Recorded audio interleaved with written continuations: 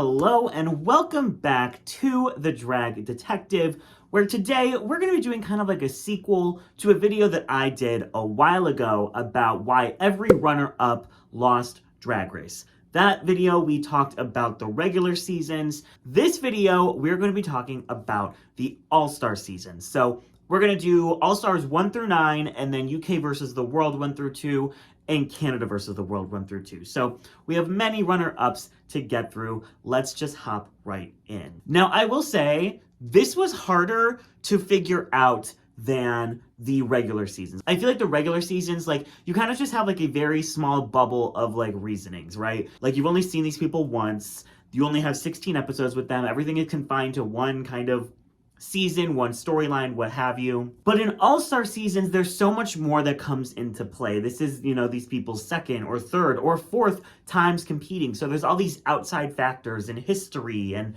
you know, relationships and a lot of stuff to kind of consider and think about when you're talking about, like, how are we going to crown a winner? So I think there's definitely some different interpretations you could have. Let me know in the comments below if you disagree with any of my claims, if you disagree with any of my opinions, and let me know what you think about why some of these queens did not win. So starting off with All Stars 1, we have two-time runner-up Raven. Now, Raven, I think if it was up to the fans, would have like be a two-time winner at this point. Like, she would have won season 2 and she would have won All Stars 1. But if you're watching All Stars 1, it's very clear who's winning. Like, Chad and Chanel ate up that entire season besides the first episode.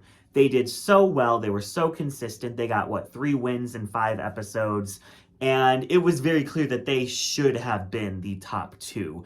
They both earned that spot. But because the last episode kind of breaks up the pairs and they're each competing individually, Raven earns a spot in the top 2. But if you're looking at Raven's track record, if you're looking at how Raven did throughout the season paired with Jujubee, they were not the best. I think that maybe their track record is not super indicative of how they did, as you know, in general. I think they did okay. Their track record, they were in the bottom constantly. I think mostly the reason why Raven lost is because Chad ate up this season. And there's all these claims that, like, you know, Ru wanted Chad to win because she was about to die, whatever. Like, Chad, this season was made for Chad to win.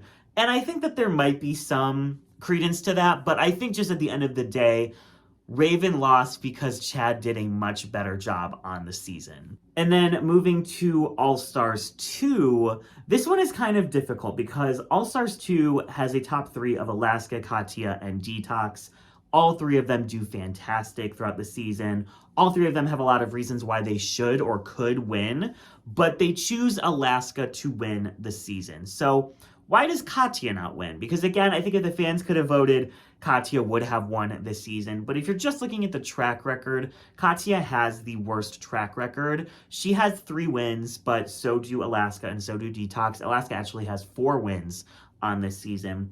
And Alaska and DETOX both only have 1 bottom placement. KATYA has 2. And KATYA was kind of like the emotional, like, core of the season. Like, when all of this Alaska Talks drama is happening and Tatiana and Alyssa are getting, like, obliterated by them, KATYA's just in the corner vibing. She's giving, like, narrator, she's giving main character energy, but we're not seeing a ton of, like, competitiveness. Like, we know that she doesn't do great in this type of competitive setting, but she's definitely doing better this season with it, but we're still not seeing that, like, grit that, like, people like Alaska and DETOX and even, like, Fifi and Roxxxy and Alyssa all had. KATYA's more there to just, like, vibe, have fun, show that she's in, like, a better state than she was on season 7, and I feel like that was her arc. Her arc was to be the narrator, to be, like, the fan favorite. But when it comes to the competition, there were other queens that they were focusing on more as, like, big threats to win. So I feel like both the track record being, like, the worst of the 3 and her story just not being about winning, I think that's why she didn't win. DETOX is harder. They've said that, like, if Alaska didn't have her meltdown in episode 7, that she would not have won the season, which I think is, you know, I have thoughts about that, but whatever.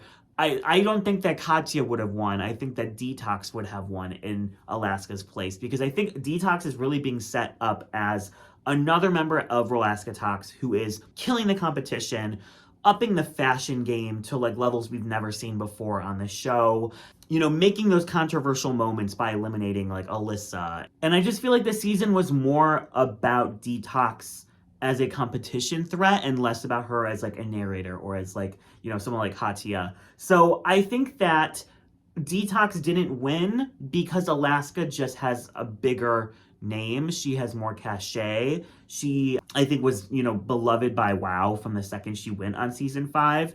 And not saying that DETOX wasn't. I just think that, you know, if you're going to be comparing apples to oranges, they chose apples. And I think they just wanted to bet more on Alaska's name and that she could maybe do more with the crown than DETOX.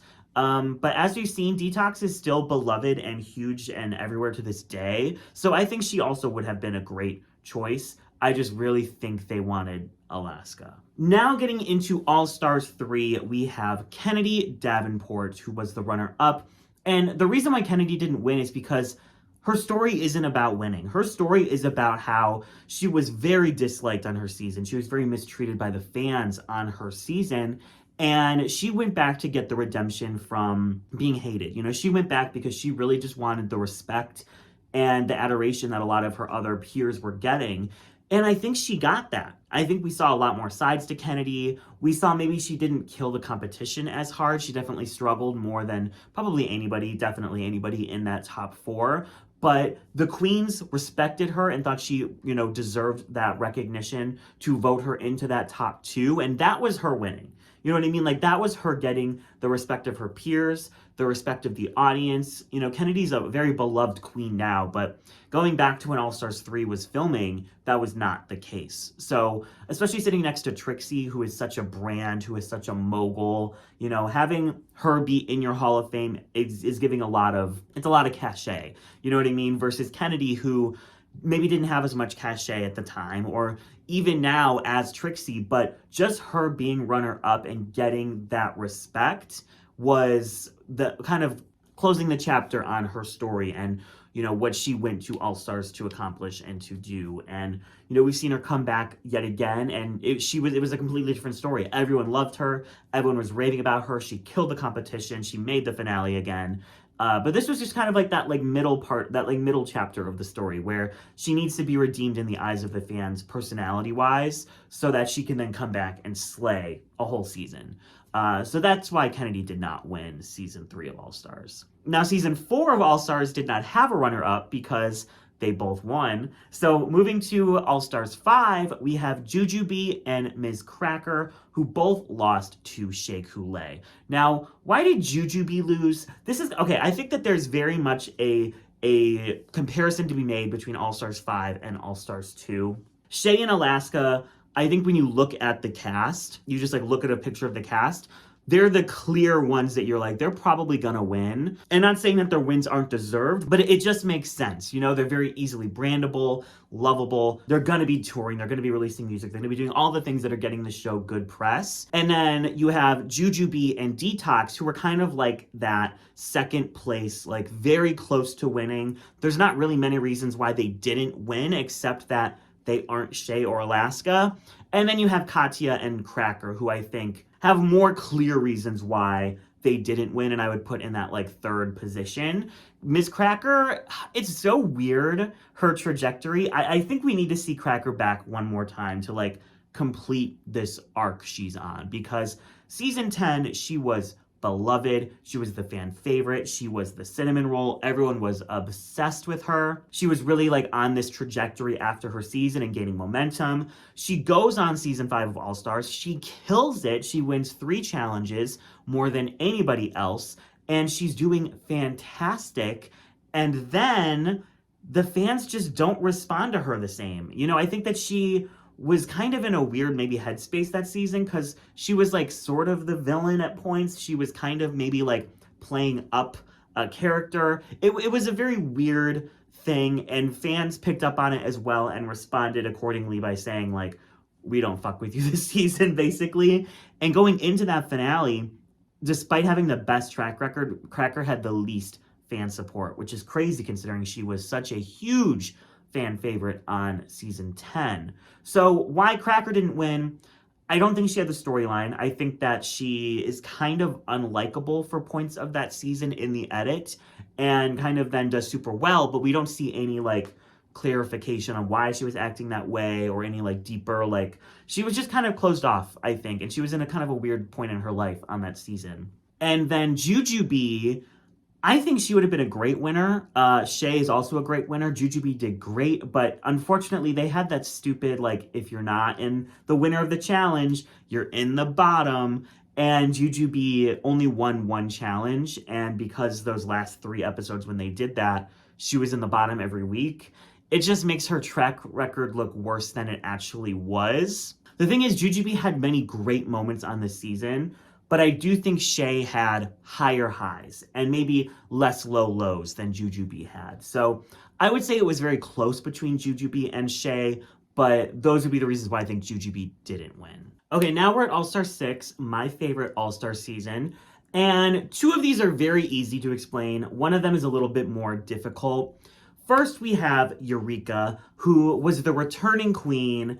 And I think because of that, it's easy to just kind of be like, you know, like, she already went home. Her story was about how she was constantly in the top, but she had never been able to get a win, and then she gets sent home because of it. But then she wins her way back in, and she gets her win. And that's kind of like the end of her story. Like, that's the arc closed. So that is why EUREKA didn't win. And then Ginger MINJ. Ginger is such like a weird example of a queen from the franchise where the producers, the judges, they love her. They adore her. They are obsessed with her. But she's never really quite been able to win over the audience. They just haven't, you know, they've just never been drawn to her. They've never felt, you know, super attached to her as a whole.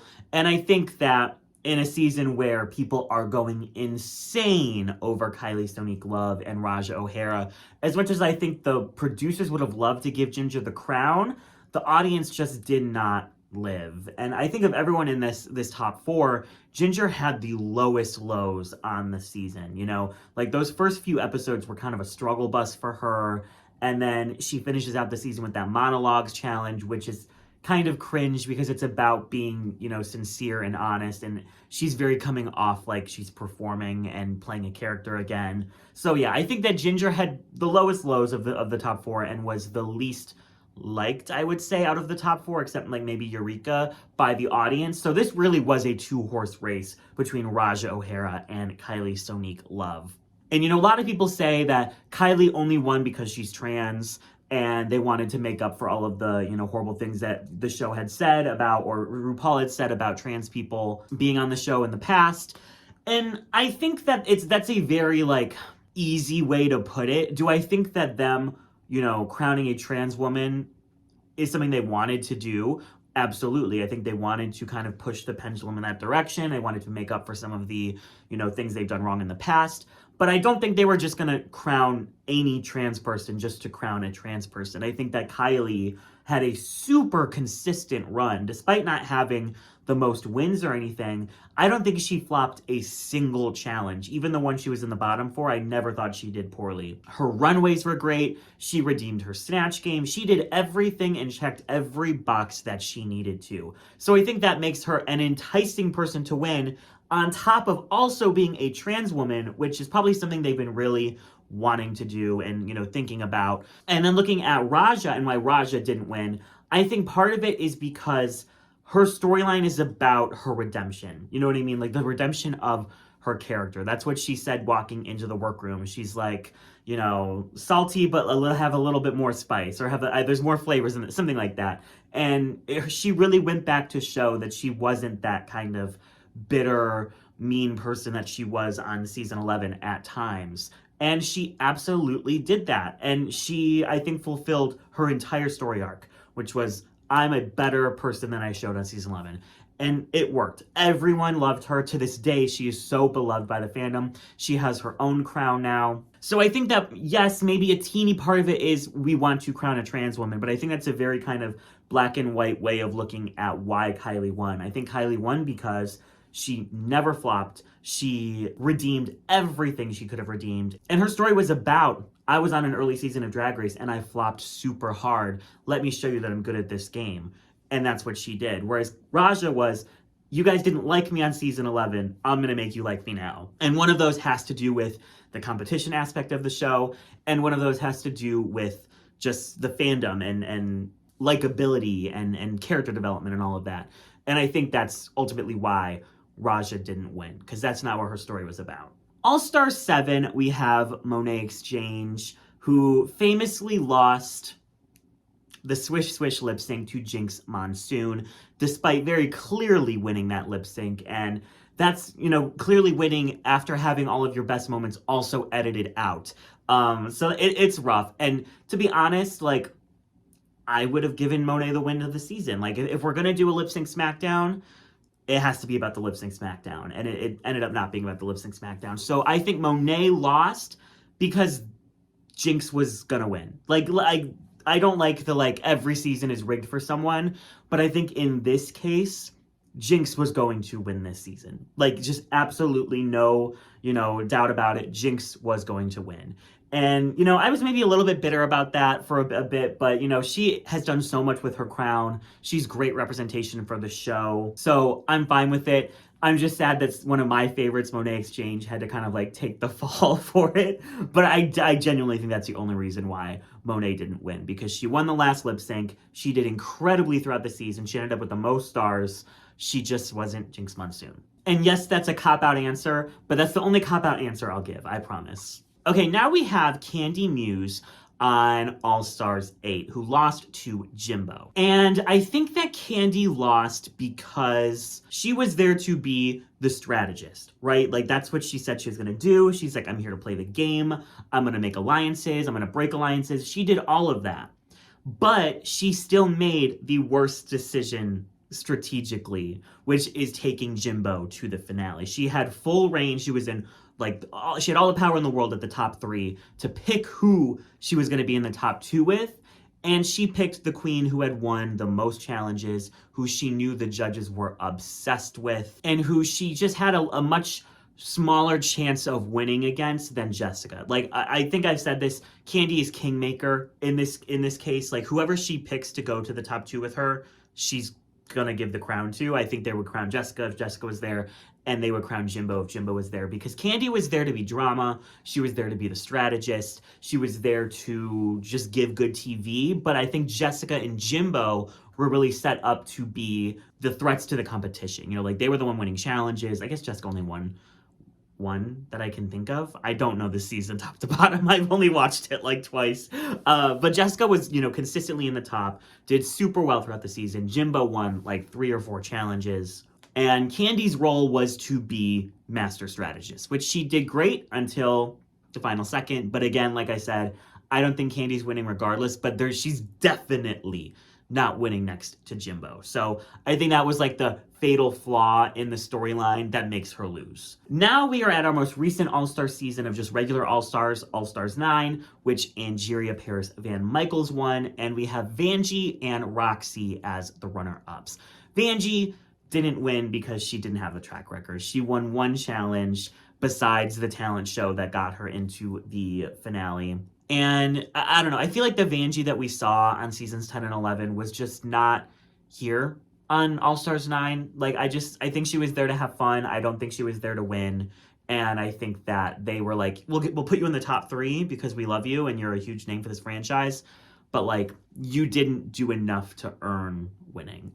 And then Roxxxy, it's hard. I think it's very close between Roxxxy and Angeria on, like, who deserves the win on this season, because I think they both killed it. They were the 2 main characters. They had so much, like, going on between just the 2 of them, like the storylines between them. And I think that Angeria killed a lot of the earlier parts of the season, but Roxxxy really came into being a huge threat at the end of the season. And I always think it's more important to be a threat at the end, but this one is hard. I think that Roxxxy didn't win because she is already such a huge name, and I think she really was just there to, I think her story that they were trying to, like, give her on the season was that she's like the Goldilocks, you know what I mean? Like, on season 5, she killed the competition but was hated by the fandom, And then on season 2 of All Stars, she was loved by the fandom, but like sucked at the competition.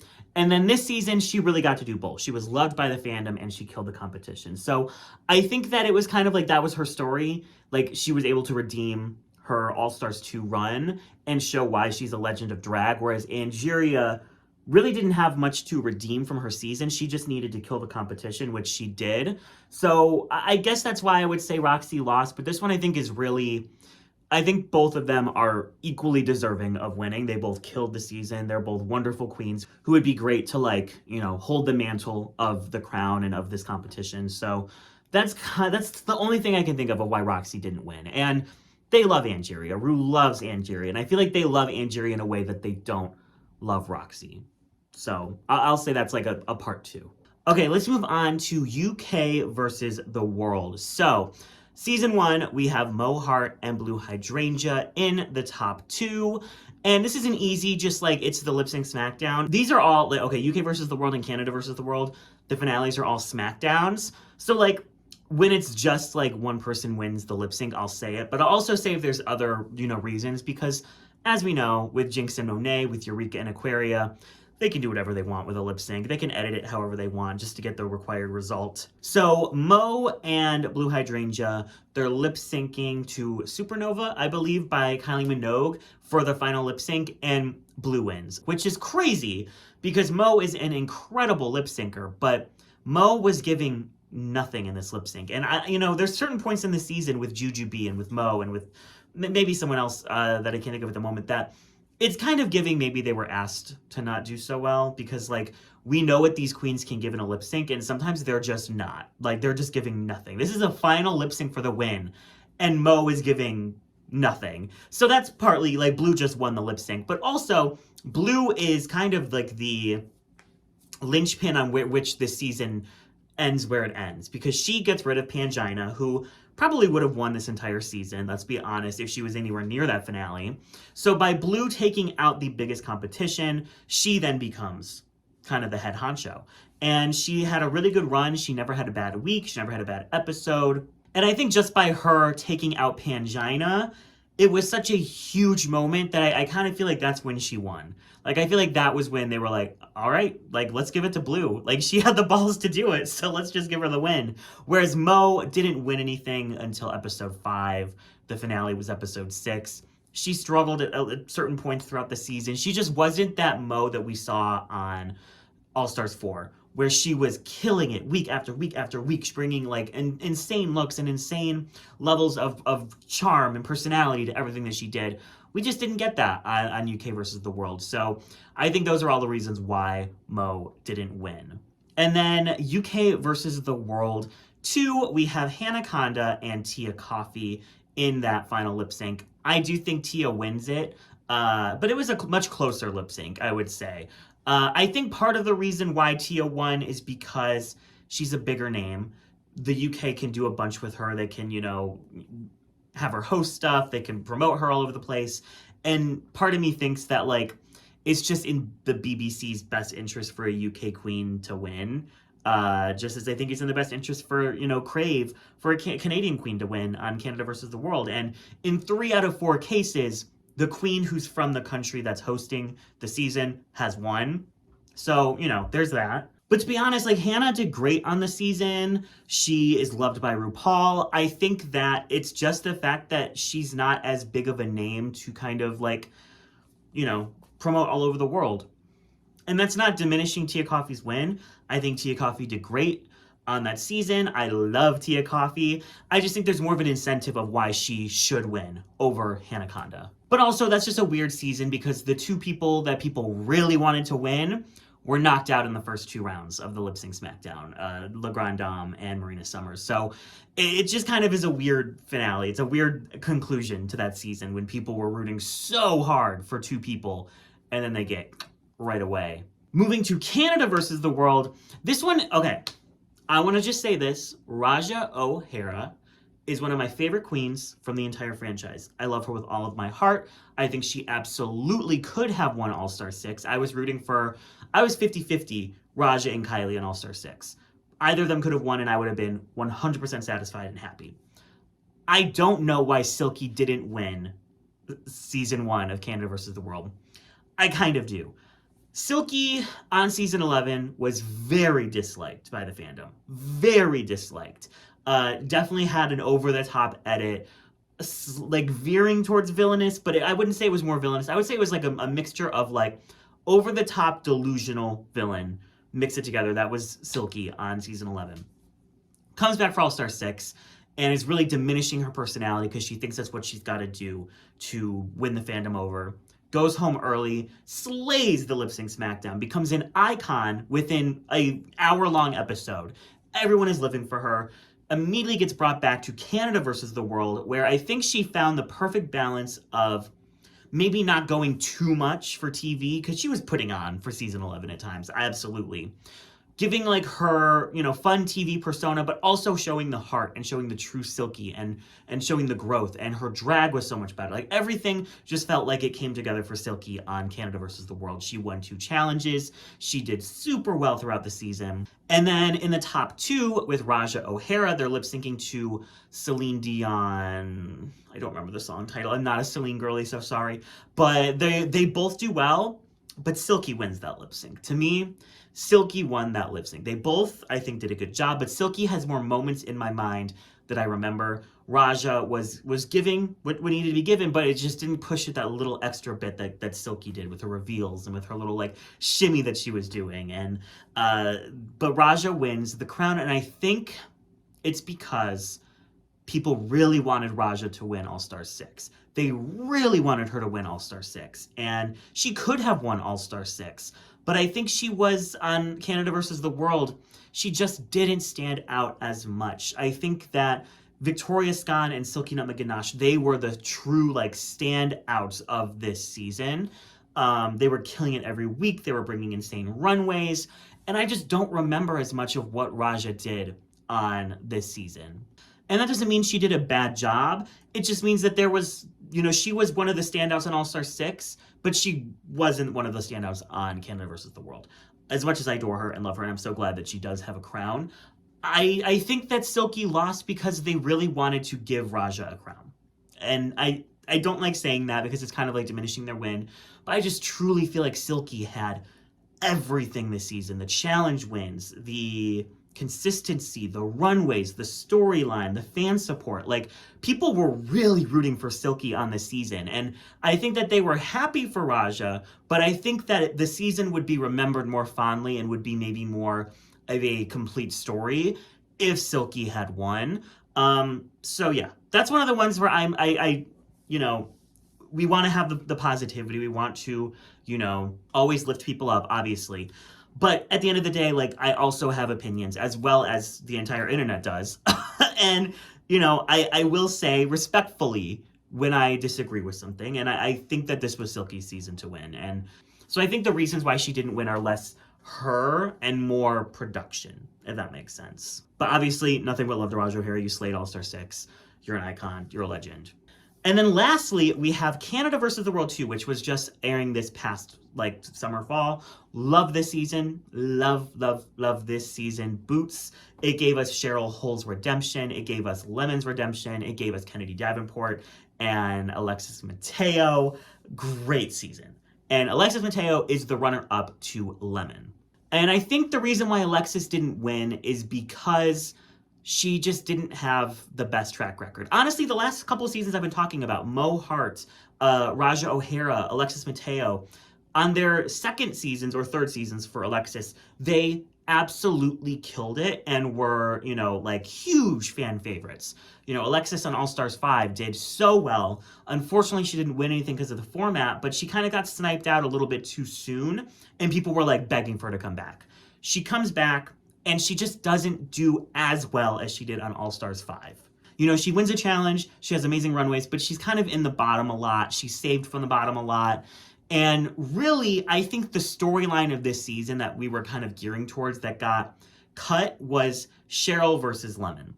They come in as, you know, the first two boots from UK versus the World, and they have something to prove, and they both just come in swinging so hard, and they kill the whole season. Lemon does great in every episode. Cheryl does great in 5 out of the 6 episodes. And I would even say in the one that she was in the bottom for, it wasn't terrible. She didn't like flop hard or anything like that. This season was really like heading towards a Lemon Cheryl top 2, but they choose Alexis to win over Cheryl, and what I think was a pretty even lip sync. And so Alexis moves on to the top 2, and then it's just like, Alexis didn't have the track record. Alexis didn't have the fan support. Like, this was really Cheryl and Kennedy and Lemon that were getting like the fan support and people were living for. And so when Alexis makes that top 2, it's so clear that Lemon is winning, because Lemon killed the entire season, and it's Lemon. And Alexis just, I think doing All-Stars 5 and doing as well as she did on All-Stars 5, she came in with very high expectations. The same could be said for Mo and for RaJah, and I just don't think they met the expectations that they set for themselves. So I feel like that is why Alexis did not win Canada vs. the World 2. And with that, that is all the queens we are going to talk about today. Let me know if you disagree with any of my takes. Thank you for being patient with Global All-Stars, the Riggery video. It's a work in progress. Had a couple Mentee Bs lately, and we will have it ready when it's ready. But I don't want to just rush it out and have it be shit. You know what I mean? So, like, it is in progress. It will be coming out, but when is the question? February for sure, like absolutely for sure. But yeah, so thank you for being patient and understanding, and thank you all for watching. If you are able to, we actually have an Indiegogo going for Drag Duel Season 3, which the Indiegogo last season like covered half the expenses, because this is all basically out of pocket. Whatever we don't get covered, we just pay for out of pocket, with Patreon and Indiegogo. So if you want to support me in the channel and Drag Duel, go support us on Indiegogo. I'll put the link to that in the description down below, as well as all of my social media. Make sure you're following me on Instagram, where I'm doing a series on season 17. You can watch my stories every week and vote on how you think the queens are doing. And make sure you're listening to the Rigged Recap with me and Kayla Says. We've had Bootsy on, we've had a Runner Eye on, and we have some more fun guests coming up. Trisha Can will be here to talk about the ball with us this upcoming week. And you can listen to the Rigged Recap wherever you listen to your podcast. So thank you all so much for watching, and I will catch you in the next one.